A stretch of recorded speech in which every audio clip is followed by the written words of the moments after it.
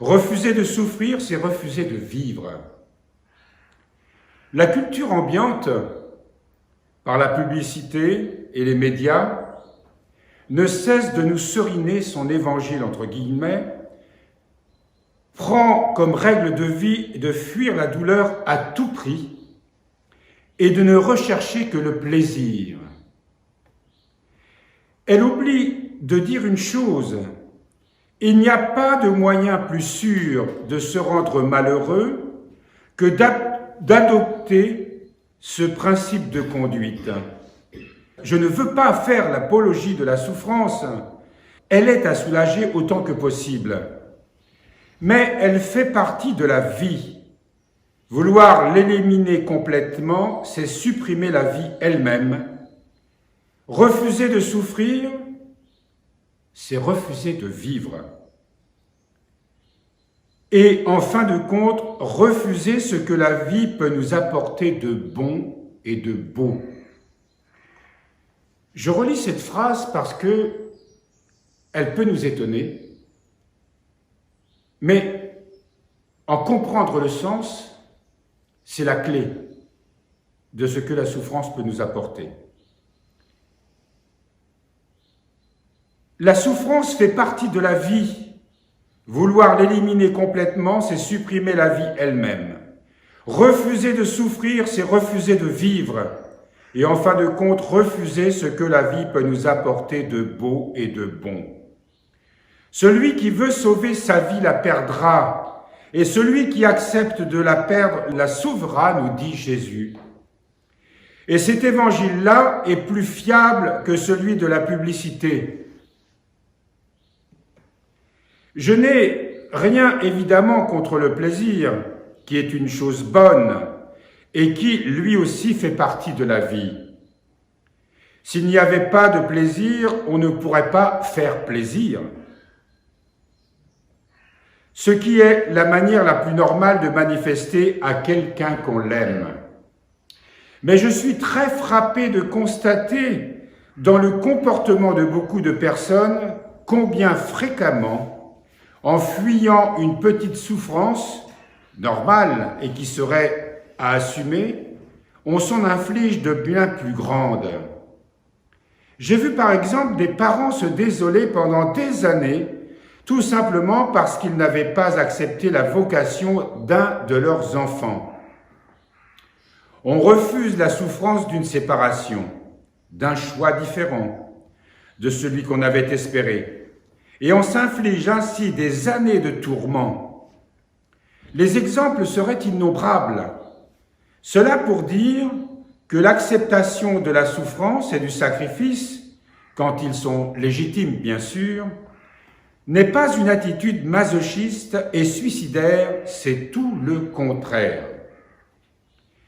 En acceptant les souffrances qui sont proposées, entre guillemets, par la vie, et permises par Dieu pour notre progrès et notre purification, on s'en épargne de bien plus lourdes. Les souffrances proposées par la vie, le terme est intéressant, ce n'est pas quelque chose qui nous est infligé, c'est quelque chose qui nous est proposé. Est-ce que nous acceptons cette proposition ou est-ce que nous la refusons ? Est-ce que d'emblée, elle génère en nous de l'angoisse et de la peur, ou est-ce que dans la foi, je sais que le Seigneur fera de cette souffrance qui, d'un mal qu'elle semble, peut devenir un bien dans ma vie, non seulement physique, mais aussi spirituelle. Et elles sont permises par Dieu, c'est très important pour notre progrès, notre purification, et on s'en épargne de bien plus lourd. Il faut entrer dans un réalisme, cesser une bonne fois pour toutes de rêver d'une vie sans douleur et sans combat. Vous avez remarqué que dès qu'on a une petite douleur, une petite souffrance, un désagrément, un trouble, eh bien aussitôt ça nous déstabilise et aussitôt on le refuse. On en accuse d'ailleurs les autres immédiatement. que cette douleur soit physique ou qu'elle soit morale ou spirituelle. Spirituelle, c'est déjà un autre niveau. Je pense que ce n'est pas le cas ici. Ce sera pour le paradis, mais ce n'est pas pour la terre de vivre sans douleur. Il faut prendre courageusement et chaque jour sa croix à la suite du Christ, et l'amertume de celle-ci se transformera tôt ou tard en une grande douceur. Nous devrions être attentifs à nos attitudes intérieures, dont les conséquences à long terme sont plus importantes qu'il ne semble. Quand on est confronté à la souffrance quotidienne, au poids du jour et de la chaleur, comme dit l'Écriture, à la fatigue, il faut éviter d'être tout le temps en train de pester intérieurement ou de se dire vivement que ça passe et rêver en permanence d'une vie qui serait autre. Mais il convient de l'accepter vraiment. Vous avez remarqué que, puisqu'il parle de la publicité, des médias, c'est le credo de ce monde. Ça nous rappelle certains romans assez prophétiques qui nous parlent, qui mettent en scène un monde épouvantable, mais dans lequel on calmerait absolument toutes les angoisses, toutes les douleurs. Et c'est exactement le monde dans lequel nous sommes. Voyez le nombre de médicaments qui nous est proposé, qui nous sont proposés, pour justement éviter la souffrance, proposer toujours plus, parce qu'il y a derrière un marché, c'est le grand problème justement de la question de notre temps, qui fait que nous sommes sans cesse des êtres au service d'un système. C'est assez grave parce que nous sommes manipulés et nous le sommes parce que justement il y a en nous une attitude par rapport à la souffrance qui fait de nous des victimes toutes désignées pour ce système. Des consommateurs. Alors, encore une fois, bien sûr qu'il faut se soigner. Bien sûr qu'il est légitime de soulager la souffrance. On ne laissera pas quelqu'un souffrir. Et il faut que nous veillions les uns sur les autres pour que nous puissions apporter de l'aide à celui qui a besoin, que ce soit une souffrance physique ou morale. Mais nous-mêmes, comme nous le dit saint François et d'autres, c'est que dans la foi, nous nous abandonnons entre les mains de Dieu, avec confiance. Et pour cela, comme il nous est conseillé ici, c'est que nous menions ce combat dans notre vie de tous les jours, au lieu de pester intérieurement, de s'énerver souvent comme nous le faisons, d'accepter avec bon cœur tout ce qui nous est proposé, tout ce que Dieu permet. Parce que pour nous qui avons la foi, rien n'arrive qui ne soit permis par Dieu. Et si cela est permis par Dieu, ça veut dire qu'il a une grâce à nous donner et que cette grâce nous est indispensable. Évidemment, c'est tout à fait le contraire de l'attitude qu'on nous enseigne dans le monde. On ne fait dans le monde que maintenir les gens dans cette peur, source d'angoisse, qui d'ailleurs, c'est un aspect qu'on n'évoque pas, mais le stress, l'angoisse et un certain nombre d'obligations qui nous sont imposées abaissent les défenses immunitaires. On sait tous que le stress abaisse les défenses immunitaires. Alors, la souffrance, dans ce cas, puisqu'elle est au cœur de notre vie, et que surtout, elle se manifeste parce qu'elle montre tout ce qui résiste en nous. Elle met en lumière ce que notre volonté propre ne veut pas accepter. Il ne s'agit donc pas seulement d'un aspect médical ou psychologique,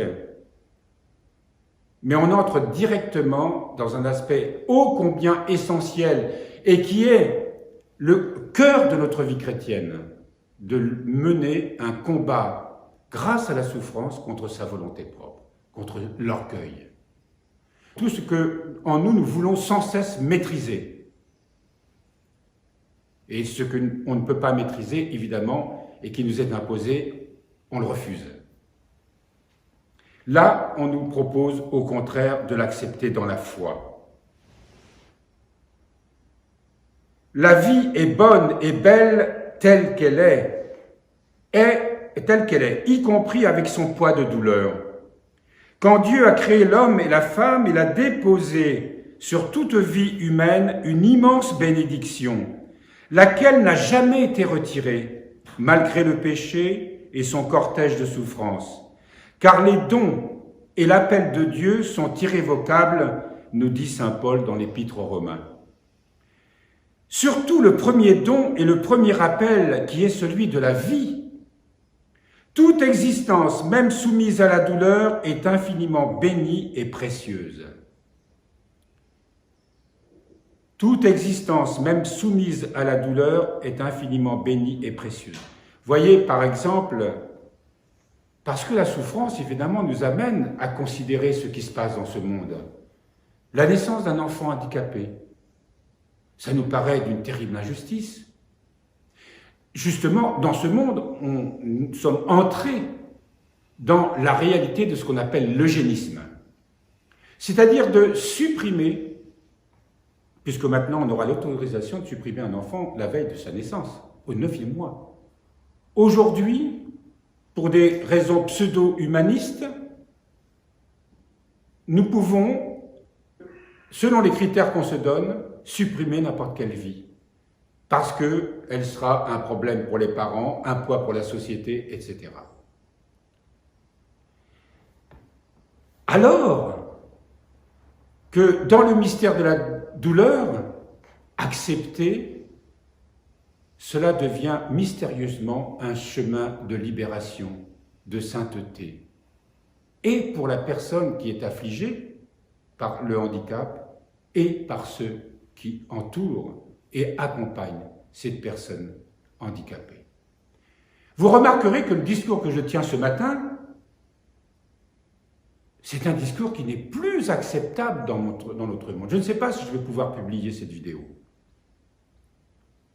Parce que on va me dire, oui, mais c'est facile quand on ne souffre pas. Pardonnez-moi de le dire, mais saint Paul aussi ne se ménage pas pour le dire en disant « Moi aussi j'ai souffert. J'ai assez souffert dans ma vie pour oser parler de la souffrance. Et assez souffert durablement, psychologiquement et physiquement pour oser parler de la souffrance. » Le problème de l'avortement, le problème de l'euthanasie, aujourd'hui pratiquée massivement, et dans un monde où la conscience spirituelle se dégrade de plus en plus, nous appliquons des principes qui deviennent utilitaires, rien de plus. Quelque chose qui gêne, on s'en débarrasse, tout simplement. Ce n'est plus rentable. On n'a pas les moyens.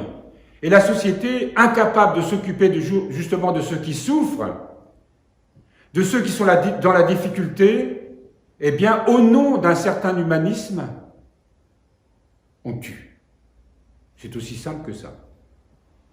Alors que notre foi chrétienne nous enseigne, et pas seulement notre foi chrétienne, parce que dans les autres grandes traditions aussi, on sait que la souffrance est salvatrice.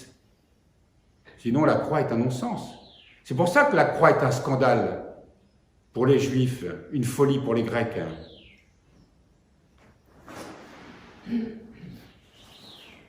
Cette attitude nous met dans le réel et économise beaucoup d'énergie, celle que nous perdons à nous plaindre, à exiger que les choses soient différentes, à rêver l'impossible, etc.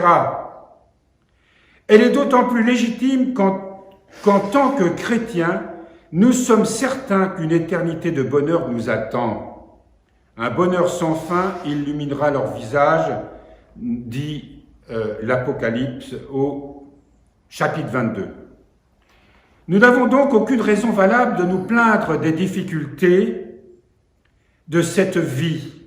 Gardons dans notre cœur les paroles de saint Paul qui nous assurent que la légère tribulation d'un instant nous prépare jusqu'à l'excès une masse éternelle de gloire. C'est dans la deuxième épître aux Corinthiens au 5e chapitre. Je m'arrête là pour ce sous-chapitre ce matin. C'est très important que nous ayons à méditer ce qui nous est dit ce matin. Très important. Nous sommes très imprégnés par la culture dans laquelle nous baignons en permanence. Évidemment, nous ne sommes pas, nous, dans le milieu dans lequel nous vivons, des gens qui ont la télévision allumée toute la journée ou la radio, etc., et qu'on trempe en permanence dans l'esprit du monde.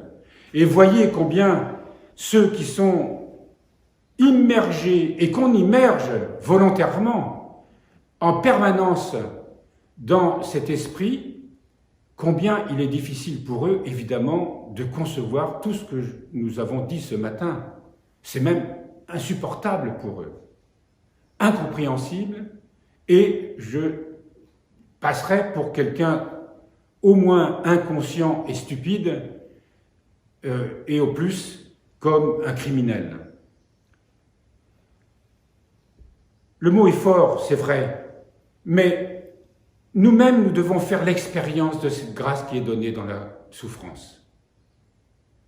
Et comme il est dit, ça commence par les petites choses du quotidien. Tout ce que nous avons à apprendre à accepter. On s'énerve facilement, moi le premier d'ailleurs. Lutter contre ces énervements, contre ces choses qu'on n'accepte pas parce qu'elles nous dérangent. Au contraire, les accepter, les accueillir. Savoir que là, Dieu va pouvoir manifester sa grâce. Et si il nous arrive une grande souffrance, l'annonce d'une maladie grave,